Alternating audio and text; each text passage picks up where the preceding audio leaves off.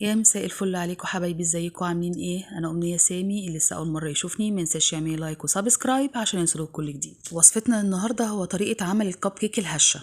انا عملت قبل كده طريقه للكب كيك في الشورتس بطريقه تانية خالص. دي بقى هنعملها بطريقه بتخلي الكب كيك بتاعتكم هشه وطريه جدا، وطريقتها سهله وبسيطه جدا ومبتاخدش منكم وقت، بتنفع للمدارس ياخدها الولاد معاهم في اللانش بوكس، تبقى جميله جدا. فخليكم معايا عشان تشوفوا الطريقه بالتفصيل. اول حاجه بجيب العجان بتاعي. لو ما عندكوش عجان يا جماعه بتستخدموا عادي المضرب اليدوي. بنزل ببيضتين واضربهم كويس جدا لحد ما يتجانسوا قوي مع بعض، وانزل عليهم بكيس من الفانيليا وتلات ارباع من كوبايه من السكر. تلات ارباع يعني حوالي نص كوبايه، وعليهم ربع كوبايه تاني من السكر، ونضرب كويس جدا لحد ما السكر يتجانس قوي مع بعضه. ما عندكوش مضرب زي ما قلت، هتضربه بالمضرب اليدوي فتره كده لحد ما يتجانس مع بعضه. يتجانس مع بعضه يعني السكر يدوب خالص، ونوصل ان لون البيض بتاعنا يفتح بالمنظر ده. بعد كده بنزل عليه بنص كوبايه من الزيت ونضرب كويس جدا. هنا بقى بنزل بكوبايتين من الدقيق المنخول وعليهم كيس من البيكنج باودر، ونضرب كويس جدا لحد ما الدقيق يختلط مع المكونات بتاعته. هنا لو عايزين الكب كيك بتاعكم بالفانيليا فخلاص كده تمام. عايزينه بالشوكليت بنزود معلقتين كبار من الكاكاو الخام، بس يكون نوع نظيف، ويستحسن الكاكاو الاسباني، بنجيبه من عند العطار، بيبقى طعمه تحفه جدا في الكيكات. هنا بقى اهم خطوه اللي بتديني الهشاشان بتاع الكب كيك. بجيب على البوتاجاز كوبايه من اللبن، عليهم 3 معالق كبار من الزبده، واول ما يسخنوا ويغلوا معانا بنزل بيها على الخليط واضربهم كويس جدا. الخطوه دي هي اللي بتدي للكيكه طراوه، بتبقى عامله زي كيكه الاسبونج. هعمل لكم بيها وصفات كتير جدا الفتره الجايه. بجد هي كيكه خطيره، بتسمى كيكه الحليب الساخن. بس كده والكب كيك جاهز معانا. انتوا حابين بقى فيه قطع شوكولاته، بتقطعوا الشوكليت لقطع صغيره وتنزلوه في الخليط وتضربوه كويس جدا مع الخليط بتاعكم.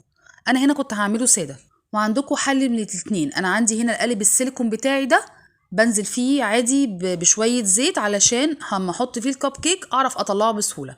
او لو عندكم ورق اللي هو بتاع الكب كيك الجاهز ده، انا استخدمت ده واستخدمت ده. هنا بقى هوريكم طريقه ظريفه وسهله عشان تنزلوا السائل بتاع الكيك بتاعكم في القوالب.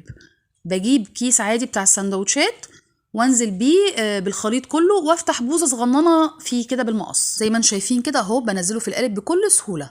طبعا مش بملى القالب لاخره، بسيب فراغ كده قطع يعني على قد عقله صباع، علشان لسه لما يخش الفرن هيقب معانا شويه. فمهم جدا ان احنا نسيب فراغ قد عقله صباع. طبعا في الوقت اللي احنا بنجهز فيه، طبعا احنا عارفين ان بنجهز اي كيكه لازم الفرن نبقى مجهزينه يكون سخن على درجه عاليه، واول ما ندخل فيه القالب بتاع الكيك بتاعنا بننزل بدرجه الحراره ل 180 او 170 عشان يستوي براحته. واهم شيء قبل ما ندخله الفرن لازم نمسك القالب كده نضربه ضربتين كده عشان يطلع كل الهواء اللي جواه. ما بياخدش في الفرن اكتر من ربع ساعه وبيكون جاهز وبيستوي معانا. زي ما انتم شايفين كده بوريكم اهو الجزء اللي انا كنت حاطاه من غير ورق الكب كيك، والجزء اللي حطاه بالورق الكب كيك. زي ما انتم شايفين طري جدا هش جدا، ومفيش اسهل من طريقته ولا اسرع منها. وزي ما قلت لكم كده، عايزين فيه قطعه من الشوكولاته بتحطوا قطعه من الشوكولاته جوه العجينه، وممكن برضو تحط قطعتين من فوق كده العجينه قبل ما تدخلوها الفرن. بس بجد يا جماعه هو مش مستاهل تحطوا له اي حاجه، هو طعمه كده خفيف وجميل جدا جدا جدا، وكان عاجب الولاد جدا جدا. فيلا تشجعوا واعملوه، مفيش اسهل ولا ابسط من كده طريقه عمل للكب كيك.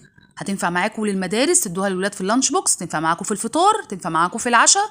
بجد كانت خفيفه وطعمها رائع. وما تخافوش، امشوا على الخطوات بالظبط، انا متاكده انها هتنجح معاكم. وبكده تكون وصلتنا النهارده خلصت. يا رب تكون عجبتكم، ولو عجبتكم ما تنسوش تعملوا لايك عشان ده بيفرق معايا كتير. مستنيه كومنتاتكم عشان ده بيشجعني انزل لكم فيديوهات كتير. ونفسه في اي وصفه او اي اكله يكتب لي في الكومنتات وان شاء الله انفذها له. واللي بيتفرج عليا لحد دلوقتي ولسه ما عملش اشتراك ريت يعمل لي سبسكرايب عشان يوصلوا كل جديد. واستنوني ان شاء الله المره الجايه في اكله جديده ووصفه جديده.